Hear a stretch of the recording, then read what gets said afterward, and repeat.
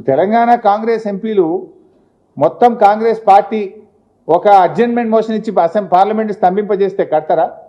లేదు 8 మంది బీజేపీ ఎంపీలు మా తెలంగాణకు అన్యాయం జరుగుతుంది మేము రాజీనామా చేస్తామంటే దెబ్బకు దిగిరాదా ఢిల్లీ? ఇవాళ ఎందుకు చంద్రబాబు నాయుడు చేతుల్లో ఢిల్లీ ఉంది? ఎంపీలను చూసుకొనే కదా.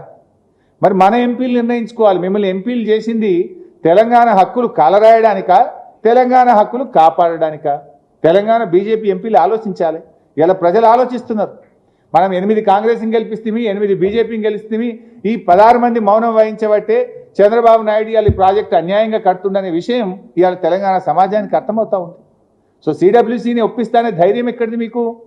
ఎంపీలు నీ చేతులున్నారు కనుక, ఢిల్లీ నీ చేతులు ఉంది కనుక, కేంద్ర ప్రభుత్వం నీ చెప్పు చేతుల్లో ఉంది కనుక నేను ఒప్పిస్తా అనుకుంటున్నావు. కానీ మాకు కూడా రాజ్యాంగం ఉన్నది. ఈ దేశానికి ఒక రాజ్యాంగం ఉన్నది. ఈ దేశంలో ఒక సుప్రీంకోర్టు ఉన్నది.